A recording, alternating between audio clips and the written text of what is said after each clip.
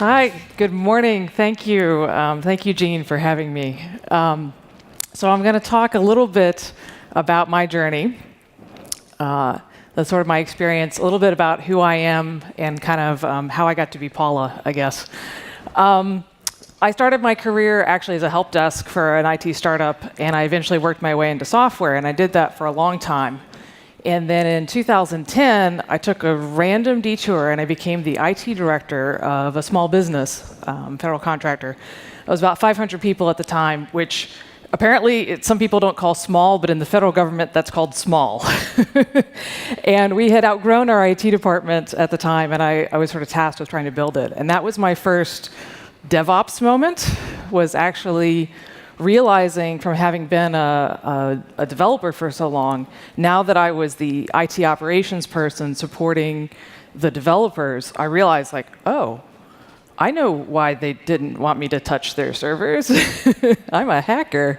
So I kind of appreciated the other side, and it kind of coincided with, I think, some of the DevOps movement. So after I left that role, I went on to kind of 2 other agency transformations where I helped agencies get to that kind of DevOps place in the intersection between sort of dev and ops. And I'm going to talk a little bit about some of that. Right now, I'm actually an application delivery lead with CSC. And I have a program that I work with for a federal agency. I've got about 300 employees. I have 28 applications. I have 24 development teams. I have an operations division, a security division, and all the things that come with running a 300-person program. And I also have 4 other agencies that I'm sort of a peer mentor in the applications group. We work horizontally, and I work with my counterparts in those organizations to sort of help them on their journey as well. So I kind of have my role as an advisor and then my day job.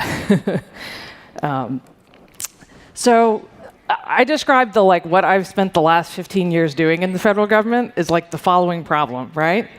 You can't change the money because it comes from Congress with like really specific strings attached. Or maybe it's a fee-funded agency, but even then it comes from the business with strings attached.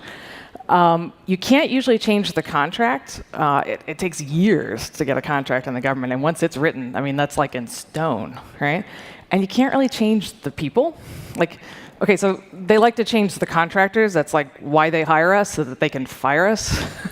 But even when we do that in the federal government, what ends up happening is that you fire, XYZ company, and then the new company comes in, and then they hire all the old people that used to be at that company.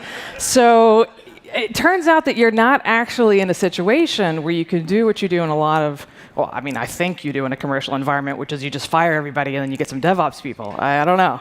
But so knowing that, it kind of presents an interesting challenge to transformation because it's this huge bureaucracy with inertia, and all the things that you would think you would use to change the organization are just like not available to you, right? So one of the things I kind of stumbled across is I realized that I wasn't really a software person, I was a change person. And borrowing from other disciplines, John Kotter is kind of like the godfather of change.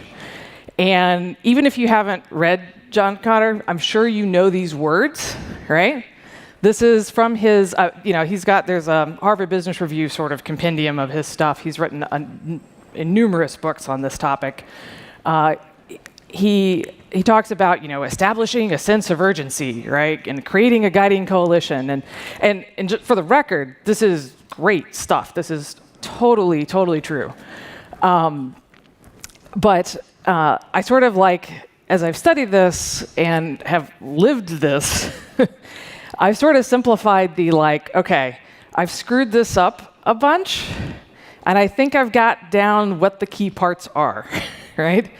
The original title of this talk was going to be about failure, and I started taking all the times I had failed trying to transform the federal government because we're still struggling. And I came up with 36 different things that just didn't go well. And I thought, let's not talk about failure. Let's talk about what it looks like when it works. So this is my simplified, I'll save you the effort of reading the book, the top 3, which is it really comes down to 3 things, right? First, you have to want to change. Then you have to know what it is you're going to go change. Then you make the change. And then there's this whole thing about, like, and then it's part of the culture, and da-da-da-da. But basically, if you do those three things, you kind of get to the part with the culture. And I think fundamentally, it's kind of about this growth mindset versus a fixed mindset.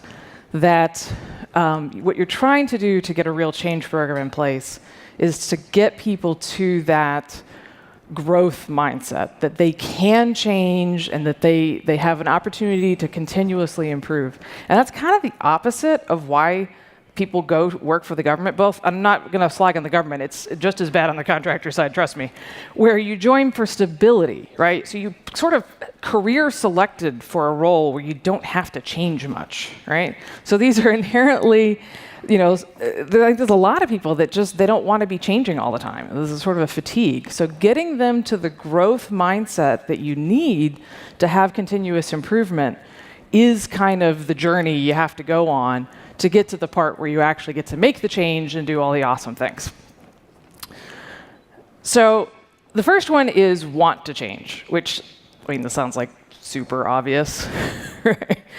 I'm sure there's some fancier way to know how to make people to change, but I've pretty much figured out that the most effective one is to have a crisis. And I'm glad 18F came and talked about, folks talked a little bit about healthcare.gov. That's obviously one of the more recent and very public crises. I have my own story. So the year was 2012. And it was just after I'd come off being this IT director, and I was like DevOps, right? And so we're coming into this agency, and we're here to transform them. And it was day 2 of the contract, and I'm brand new. And I walk in, and I say, we are going to have a change control board meeting. And this agency, I can't name names because bureaucracy, and to protect the innocent, I will not disclose. But this is an agency that we were working for their headquarters, and a large part of what we were supporting for them was they ran this website that was actually one of the top 5 websites in the federal government, and on any given day, one of the top 100 websites in the whole internet. Millions of hits a day, very, very public. And they were coming out with their very first mobile app, and they were really excited about it. So excited, they had put a press release out before the change control board meeting to approve the application. So I get to this meeting, and I basically witnessed this battle, because we hired the previous people, right? So I witnessed this battle between the developers and the ops people. And the developers are saying, yep, we've tested it. It can totally support 2 million users. We're completely confident it can do that. And the ops people said, well, we just got this thing yesterday, and there's no way it can support that on the hardware you're running it on. The absolute max has got to be like 400,000. No way. Absolutely can't go any worse than that. And they bickered back and forth, and it was pretty clear that even though I had no idea who was right, this was not a good scene, right? But it's day 2, and the press release is out. So it's going, right? And so it did, and we made the front page of TechCrunch and Reddit and all these great little internet sites, and it was awesome, and millions of people signed up. And when about the 450,000th person signed up, the whole site came down. Whole thing just totally crashed. And then we were also on the front page, people slagging on, what's wrong with the government, stupid, So not my good day 3, right? But it was great because I thought, this is good. Okay, this is like a disaster, and now they will listen to me when I'm like, I got a better way, right? So I'll get back to that part. So you don't always get the crisis you want, and plus, actually, sometimes you get fired when you have a crisis. So the other option is that you can actually make one. And I've actually coached other teams that if you're having a hard time motivating another part of the organization to join your sort of DevOps revolution, you just kind of have to make it hurt. So this is my current program, actually. And this is the story of us before we were Agile and after. And before we were Agile, we had 32 applications, and we deployed once a year. Every few applications deployed maybe quarterly, but basically once a year, right? And ops team supporting us. And then as we made the transformation and more applications transformed to Agile releases, over time, we've hit, we had 290 as of May. I think we're on pace for about 350. Actually, it may even go a little higher than that for this year. So you can see exponential growth. Awesome to be a developer on my project. They're loving it. Kind of sucks to be the ops team, right? Because they have the same number of people supporting 220% more deployments, right? And it's not any more automated than it was when we started. So originally, I think they weren't necessarily interested in talking to us about how we could help automate. But the more we started throwing at them, the more interested they were in hearing our side of the conversation, in how we could help them. And vice versa. I think it's forcing our teams to think about the fact that they're doing this to their counterparts. So then the third sort of is I think nobody knows you can do this. You can let a crisis happen. So I guarantee you somewhere in your organization there is a crisis waiting to happen. You just have to find it.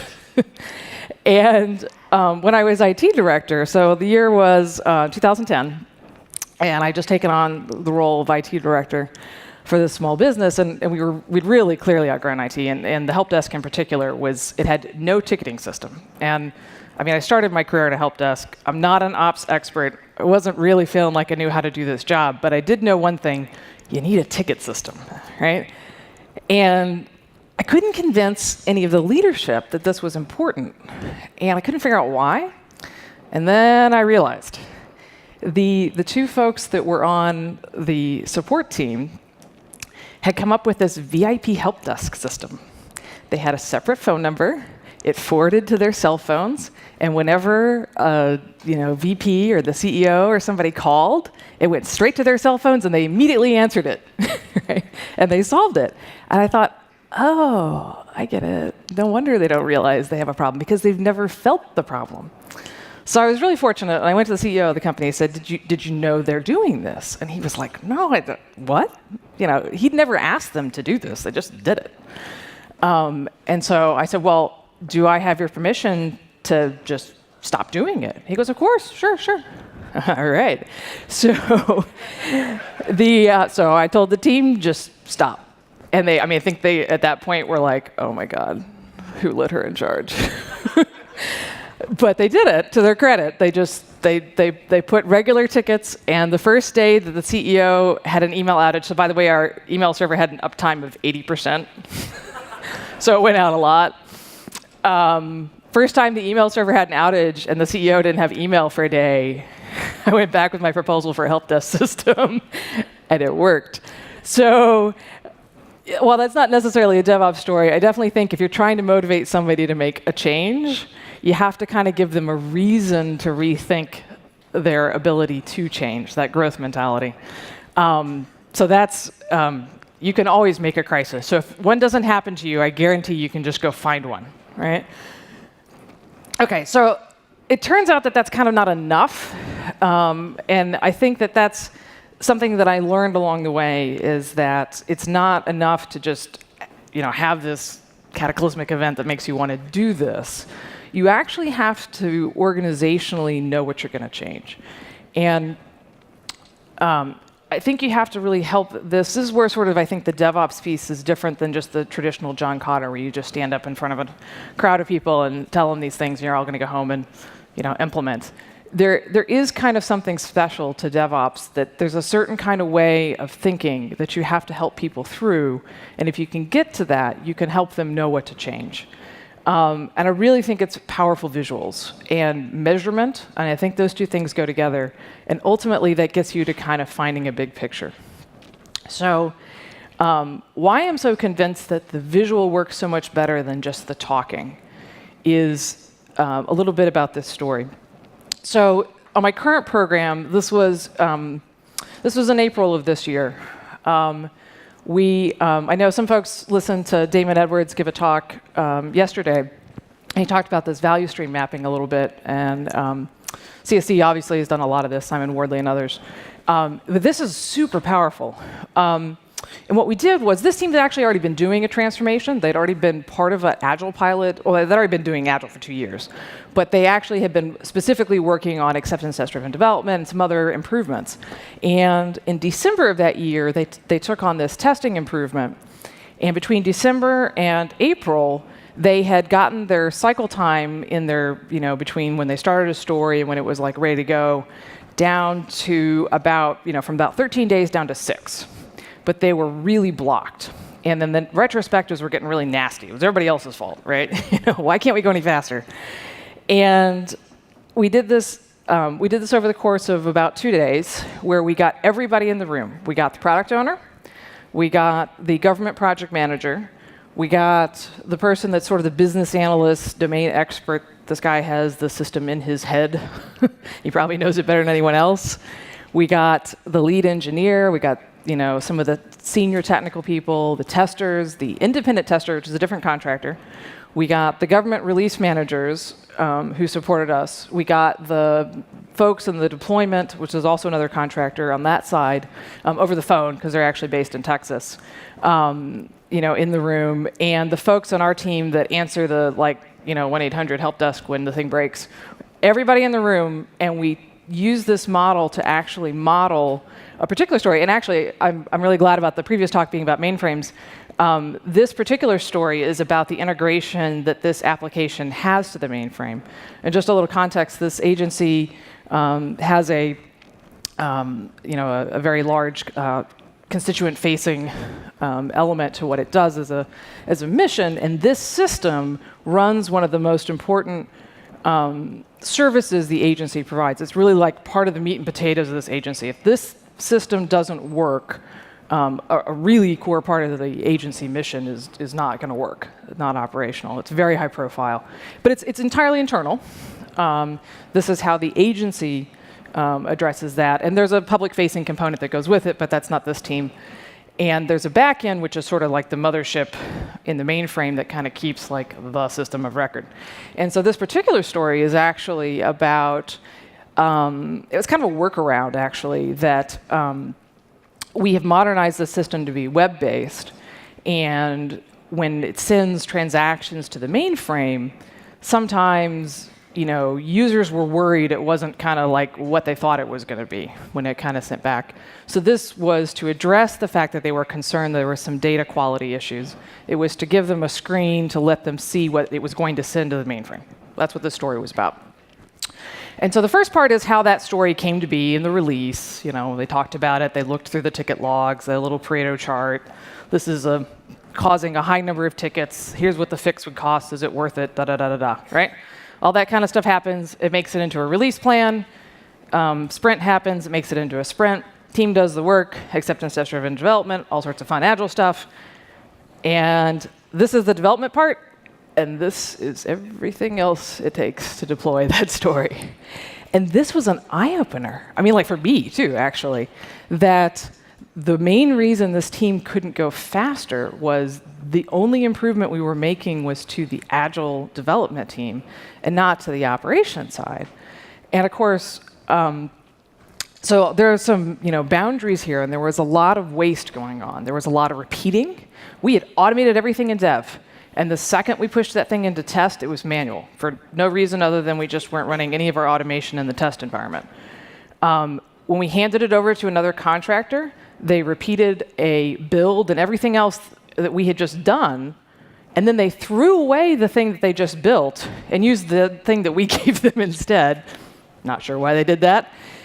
And the other issue was that all told, every time we would go into our staging environment, which was because it's a mainframe, that's the only place we have access to the emulator. And it's also the only place that we have access to certain integrations with other applications. So getting to staging was a really key part of being able to trust and verify our stories.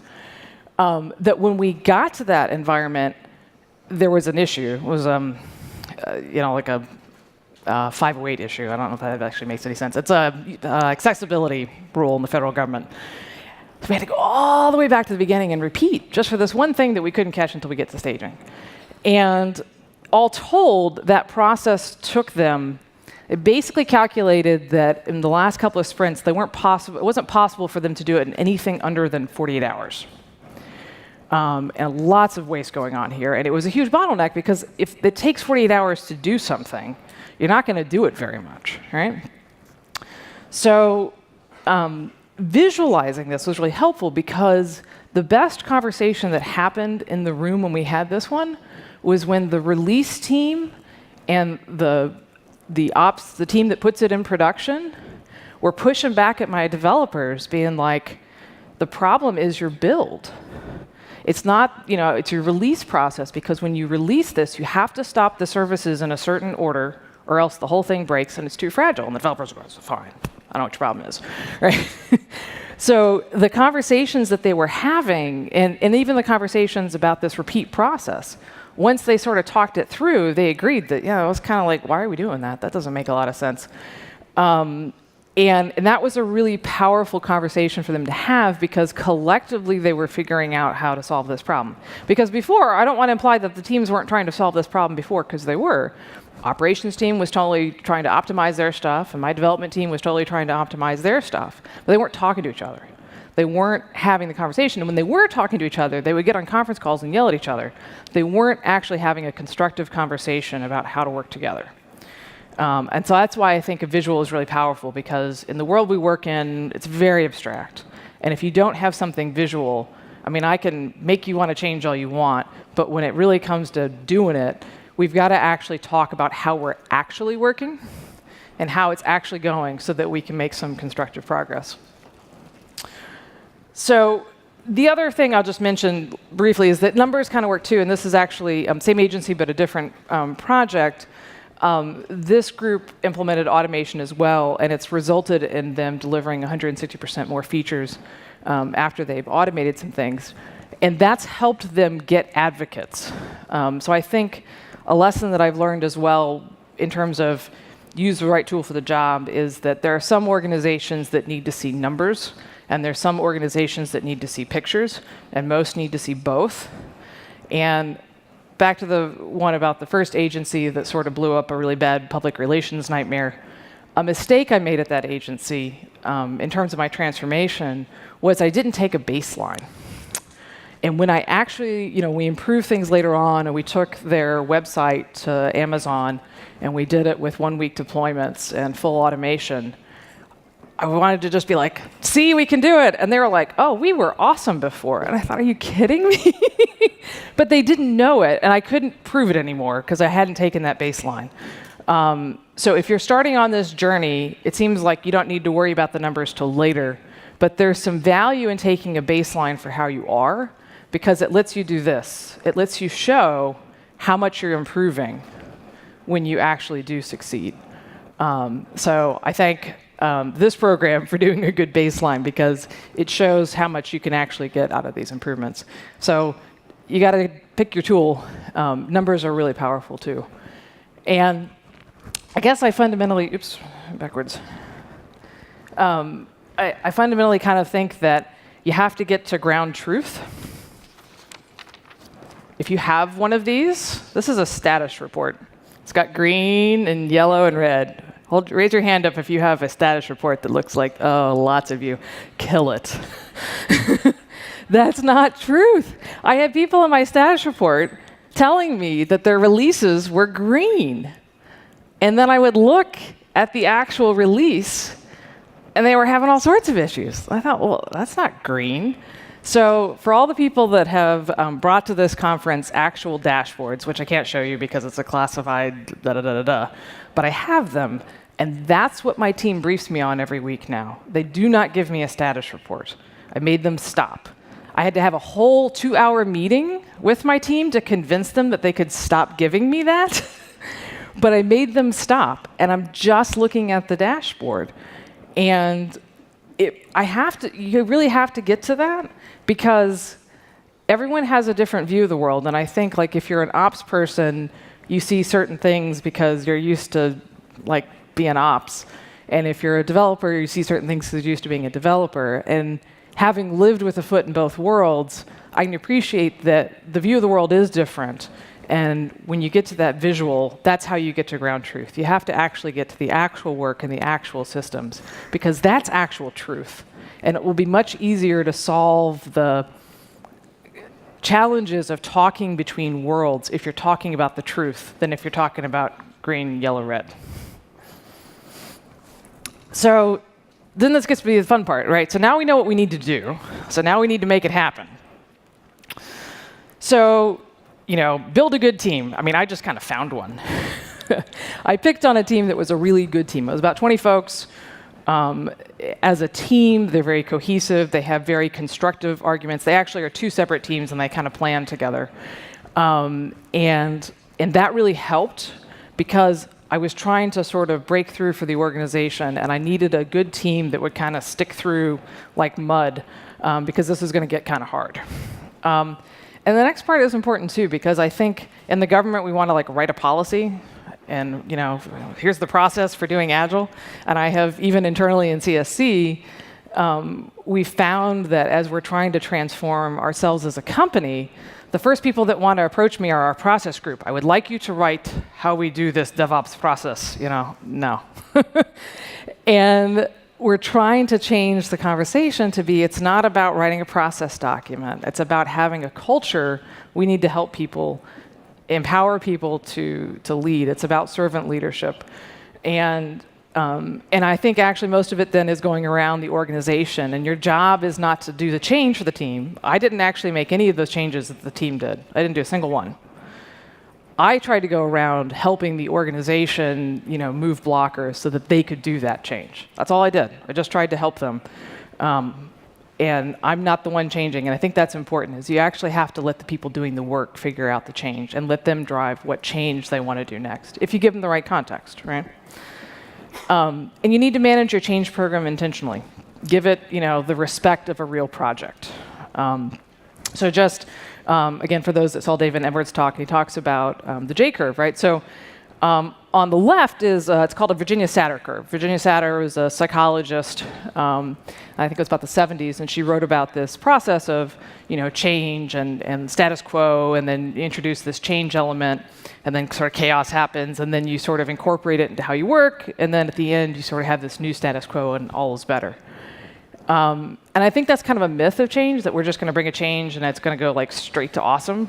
But actually what happens when you ask someone to change is that the first thing they will do is get worse, right? And that is true for an individual, and it is true for a team. So one of the things we've tried to do is keep the changes small so that it's not chaos. But the other thing I've tried to do is let the team make the change, which meant, so the story on the right is that team that I showed you the value stream map for. This is an abstraction of their velocity over that time period. So this is kind of two changes in one, so it's actually sort of two J curves. The first one was this acceptance test-driven development. It was the Agile improvement that we made with the team. And the very first mark is the first sprint that they did that. And the previous baseline was 50 stories, I think. No, actually, it was 42 stories. And the first sprint, they did 42 stories. And I went to the retrospectives, and I was like, I don't think you guys changed. And then they fessed up. Yeah, we tried it, and we kind of we backed away kind of scared. So then they kind of committed, that wasn't good enough. So the next sprint, and I give credit actually to their product owner and their project manager, who were kind of do it, sort of supporting them.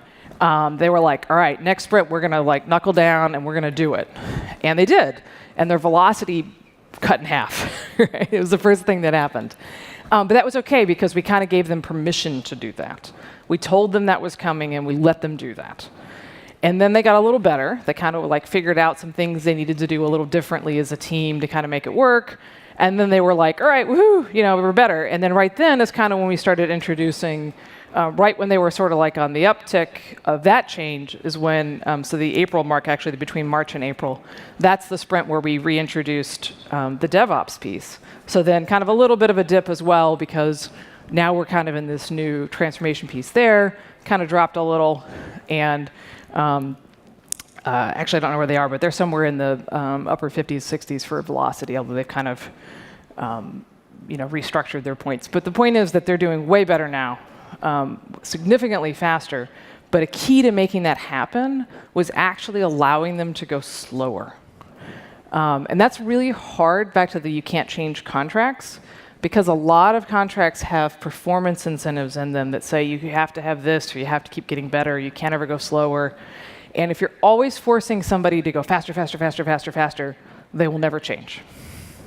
Because you can't change if you don't have a chance to just slow it down and figure it out. I mean, if you think to anything you've learned in your life, there's that point where you're practicing and you're not really good at it, right? So you have to have that period, or you're not going to actually make the change. So I think as a leader, that was probably the most important thing that we were able to do for that team was, and it kind of helped that it was like Christmas and nothing happens in the federal government in December. So we were kind of like, just do it, no one's looking. So that's, I think, a really important thing to help. And lots of little things, right? We didn't drag this out too much. So the other piece is, I say, use lean to go lean, right?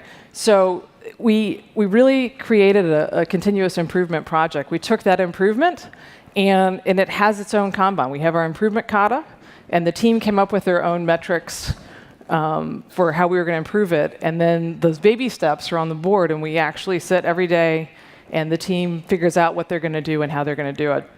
And I think a key lesson is don't confuse the Rebel Alliance with the Imperial Senate. The people that are doing this change program aren't there because they're title. They're there because they want to be part of this change program, and they're doing it every day. Don't feel like you have to pick your change, the people that are actually doing the heavy lifting of change because of their job title. Pick them because they want to be there. Because that makes all the difference, is that those are the people that are going to really carry this through the organization. You need to pick them well. And improvements are pretty dramatic. That team that I talked about, that couldn't get it under 48 hours, on average took 12, now runs in 12 minutes, 30 seconds. And it's totally automated. And the negotiation we were able to make to get this working with the operations team that helped them out in terms of automating this as a baby step, because I think we've got more ways to go, was that team actually has servers that they patch a whole bunch of servers in a big wave, and they just wanted to be able to schedule the automation so it didn't collide with one of those. And we said, sure, we could do that. So that's what we did. We implemented a little gate that schedules when it runs. But now something that used to take them 12 hours takes 12 minutes. And when it takes 12 minutes, you do it a lot more. So this team now goes, they used to go staging once. Any given sprint, they now go every single story, which means they go 6 times a week. So that's huge for them. And they're still going, right? There's still lots of improvements to be made. Oops. And so to kind of summarize, I sort of say that if you're going to bring this to your own organization, the kind of 3 things of how you go is you build that change team, and you come up with that improvement backlog. And you try to disrupt the status quo, maybe through a crisis, maybe you have some other way to do that. And you create that desire to change. And then you measure your baseline, where you are. You visualize the actual work. You identify the waste and the things that you're going to fix and make changes on. You get that change team, you change the bureaucracy, and then you measure the improvement that you're going to make. And so my 5 takeaways are: get that Rebel Alliance in place. Find your Rebel Alliance in your change program. Want to change, visualize the change, make the change, and then repeat. And that's how you kind of eventually get to the organizational transformation. And my last of what I still don't know how to do, I'm really challenged still to figure out how we scale this fast enough. So I kind of empathize with our HP counterparts. We are, as CSC, splitting the company this week between commercial and public sector. And then the public sector, which is where I work, will be merging with SRA, which is actually my former company. So that's really great. But in the meantime, I've got 20,000 people to figure out how to change. And trying to figure out how we scale not the practice, but the actual change agents. is a project that we're definitely piloting. I'll let you know if it works. But that's kind of, if anyone has any ideas on that, that's what I could use help with. Thanks.